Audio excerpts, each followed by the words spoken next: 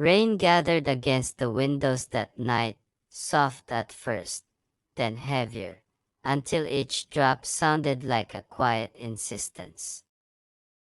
I set aside my laptop and tried to settle with a book, but the words refused to root in my mind. Daniel had sent a message saying a client dinner might run late. I answered with understanding I didn't entirely feel, then watched the screen dim. The room felt stretched, holding a tension I couldn't name, something caught between solitude and expectation. I moved from sofa to kitchen, checking the lock on the door even though I already knew it was secure. A knock startled me. When I opened the door, Alex stood there, damp from the downpour, hair pushed back carelessly. He asked if the storm had knocked out my power too and offered to help if anything flickered. I hesitated, then let him step inside to escape the weather. He shook the rain from his jacket and thanked me, smiling in a way that seemed to acknowledge the strangeness of the moment. We spoke about the relentless sky, about how quickly darkness had swallowed the street. Each sentence carried a softness that made the silence between them hum. We moved to the kitchen, still talking, voices low against the rhythm of rain. He noticed the plant he had given me, now placed near the window, and teased that it looked healthier already. I laughed, catching myself enjoying how easy conversation felt with him, how present he seemed in every glance. He leaned against the counter, close enough that I could sense the faint warmth radiating from him, an awareness that tugged at something I hadn't felt in years. I tried to fill the space with words about the weather, but they sounded thin. When thunder rolled overhead, the lights flickered and steadied.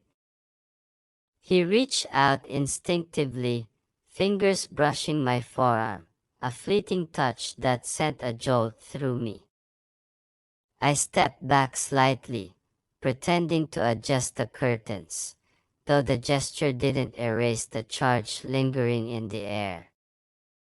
He apologized lightly, but his voice held a different weight now, quieter, almost testing the distance between us.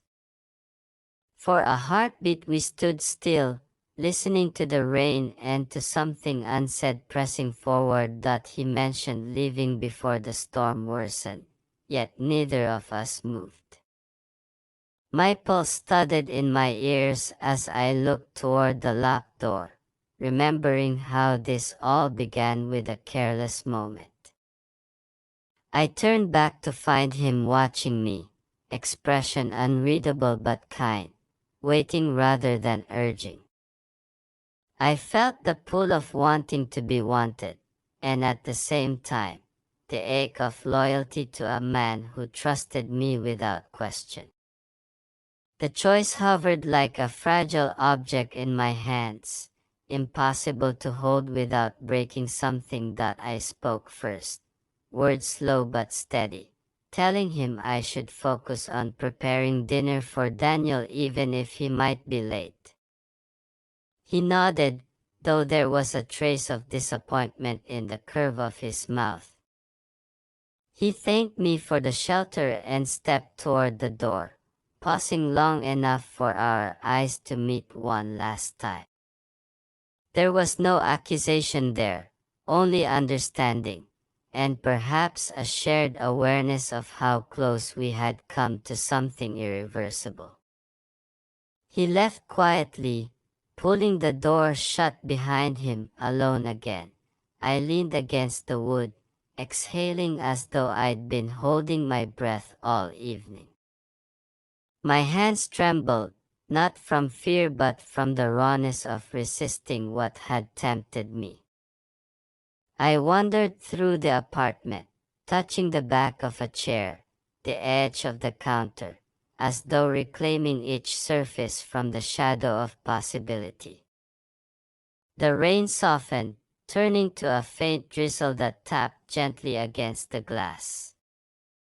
I looked at the lock, at the way its metal gleamed under the kitchen light, and tightened it once more. Daniel arrived much later, apologetic but distracted, shedding his coat with a weary sigh.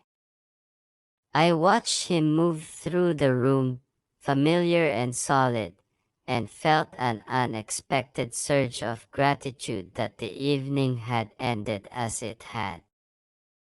Yet beneath that relief, another truth settled. Something had shifted inside me, a boundary I hadn't crossed but now fully understood. The unlocked door had shown me how easily a life can tilt, how attention can blur lines you thought were fixed. I could close the door, lock it, promise myself caution, but I couldn't unlearn what I'd discovered about longing, or how fragile ordinary love can become when loneliness finds a way in. I lay awake later, listening to the fading rain, aware that silence would carry the memory forward even if no one else ever knew. Choices aren't always grand or obvious, sometimes they arrive quietly, wrapped in chance and small gestures, waiting for you to decide who you are when no one is looking. That night I learned how close temptation can stand to decency, how one moment of carelessness can open a space you might spend a lifetime guarding. I turned toward Daniel, watched his steady breathing, and whispered a promise meant as much for myself as for us, sealing it with the certainty that from now on, I would never leave that door unlocked again. Word count 764. Sleep didn't come easily that night. I lay beside Daniel, listening to the steady rhythm of his breath, wondering how my thoughts had wandered so far from him in just a few hours. By morning, I convinced myself the unease was temporary, that I'd exaggerated the significance of a neighbor's courtesy. But when my phone chimed with a short message, "Did you manage to keep the door locked today?" a quiet thrill rippled through me. I typed back a playful reply before I could reconsider. His response came quickly, teasing, light, and far warmer than a casual check-in should have been. The day unfolded with messages stuck between tasks. Nothing explicit, yet every line hummed with an undercurrent I pretended not to notice.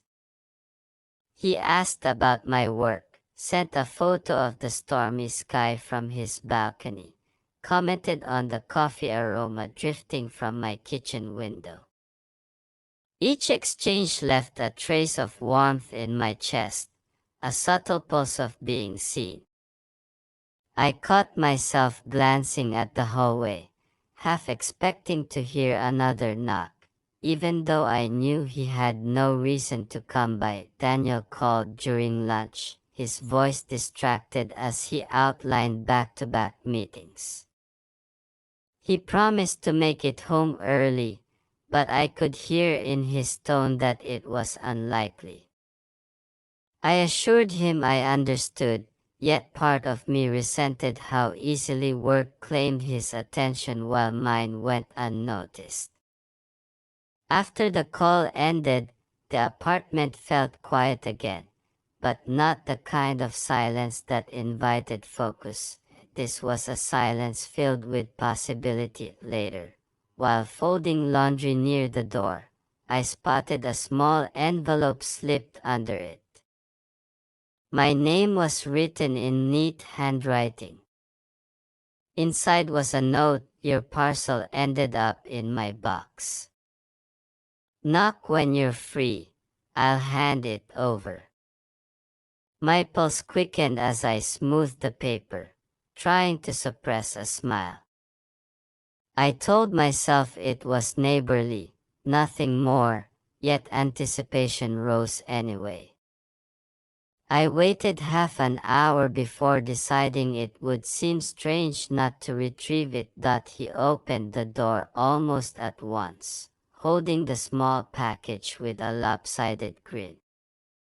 We stood there longer than necessary, discussing trivial details, the mail mix-up, his trouble adjusting to the new place, my favorite spots nearby. When he mentioned a coffee shop around the corner, his voice dipped slightly, suggesting we should try it sometime. The invitation hovered between us, unspoken yet unmistakable. I felt my breath catch before I deflected with a light comment.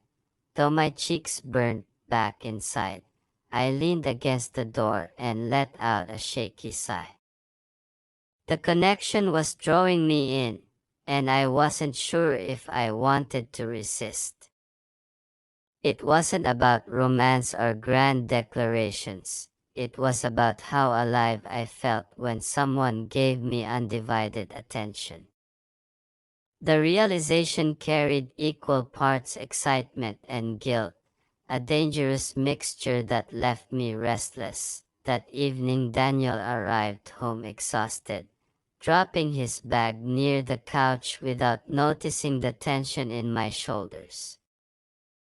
We exchanged routine pleasantries, but our conversation skimmed the surface of daily logistics, groceries, bills, weekend plans. Nothing in his demeanor suggested suspicion. He trusted me completely. The knowledge sharpened my guilt, yet it also underscored how invisible I had begun to feel in our marriage.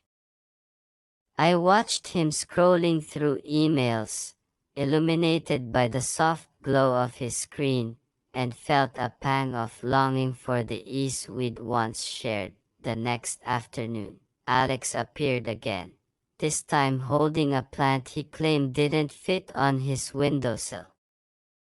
He offered it with an awkward laugh, insisting it needed sunlight and I had the perfect ledge. I hesitated before accepting, aware of how close his fingers brushed mine as I took the pot. We ended up talking by the door, conversation weaving effortlessly from favorite books to travel stories. I noticed how he listened without interruption, how his gaze stayed steady, how laughter softened the edges of a long day. For a few minutes, the usual weight pressing on my chest lifted when my phone rang. Daniel's name lit up the screen. The sound snapped the air between us. I answered quickly, adopting a casual tone while moving a step away, though I could feel Alex's eyes lingering, reading what I tried to hide. After I hung up, he smiled faintly, an acknowledgement that the boundary between neighbor and something more had become fragile. I thanked him for the plant, locking the door after he left, but the echo of our exchange clung to me like perfume. I tried to focus on work again, yet my thoughts circled back to a single truth. I was inching toward a place where excuses wouldn't protect me. There was a line somewhere ahead, invisible but very real, and I could already sense its pull. Curiosity, attention, a breath too close, all of it was pushing me toward a choice I hadn't planned to make. The weight of that knowledge settled in my stomach, steady and undeniable, as the day dimmed beyond the window. Word count 764. I still remember the morning it all began, though at the time nothing about it felt remarkable. The sun slipped through thin curtains, laying pale stripes across the kitchen floor while I moved through familiar motions. Coffee bubbled on the counter, toast popped, and I counted the minutes until Daniel would bolt for the door. He skimmed his phone between sips, nodding occasionally at something I said, but his thoughts were already at the office. When he kissed my cheek goodbye, the gesture felt automatic, like a habit rather than a choice. I smiled anyway, hiding how weightless it felt. When the apartment quieted, I settled at my desk with the same ritual: headphones, to-do list, a neat stack of client notes. Working from home had its perks, yet silence pressed in once Daniel was gone. Some days it felt like the walls had learned my secrets, that I craved attention I couldn't admit, that I wanted someone to look up and actually see me. I brushed the thought away and answered emails until the clock nudged toward mid-morning. A knock on the mailbox cabinet pulled me from my screen. Through the open window I saw the new neighbor bending to pick up his letters. He glanced up and offered a quick smile. "Alex," I remembered. We'd exchanged names when he moved in 2 weeks earlier. He had an easy way about him, the kind of presence that invited conversation without demanding it. I returned a polite hello, then ducked back inside, scolding myself for noticing the warmth in his voice. The rest of the morning blurred with tasks until my phone rang. A client needed last-minute revisions, and I hurried between laptop and kitchen, juggling deadlines and laundry. I left the door ajar to air the room after brewing another pot of coffee, intending to close it later. My focus stayed on the glowing screen until another knock sounded, firmer, closer. When I turned, Alex stood in the doorway. "Your door was open," he said, slightly out of breath as though debating whether to step inside. "I just wanted to make sure you're okay."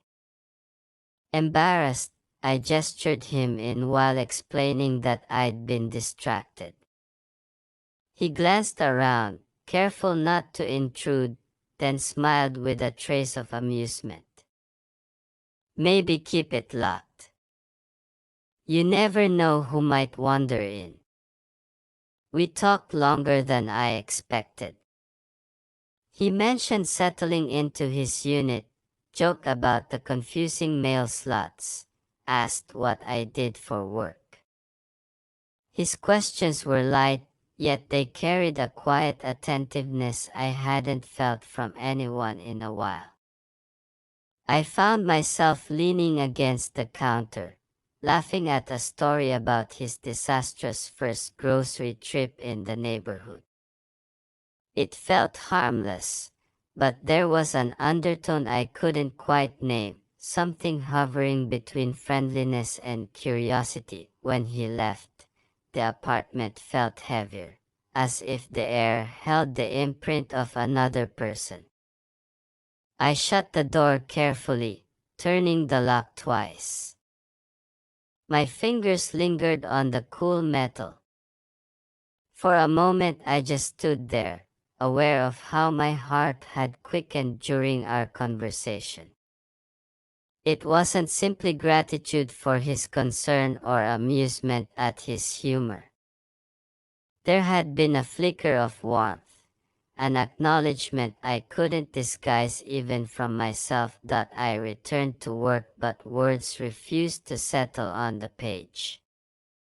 The screen blurred as I replayed his smile, the way he'd tilted his head while listening. I told myself it was nothing, just neighborly kindness, and that I was reading too much into an innocent exchange. Yet beneath the rationalizing, a sharper truth whispered, I had enjoyed the attention, maybe more than I should have. The realization startled me, not because it was shocking, but because it arrived so quietly, as though it had been waiting for the right moment to step forward. By afternoon, Daniel texted to say he might be late again. I answered with a thumbs up emoji, staring at the single line until it felt absurdly small. The gap between us had grown in such undramatic increments that I hadn't noticed its shape until someone else filled a fraction of it. I closed the laptop, suddenly restless, pacing from kitchen to living room as rain began to patter against the window, all because I'd been careless with a lock, a tiny act born of distraction. The thought lodged in my mind like a splinter. If Alex hadn't noticed, if he hadn't knocked, if I'd simply turned the bolt like always, the day would have passed without consequence. Instead, an unlocked door had let something unnameable step inside, a possibility I wasn't ready to name but couldn't deny. I pressed my palm against the doorframe, trying to anchor myself, but the room felt subtly different now, as though it contained a version of me I hadn't met before. Word count 764.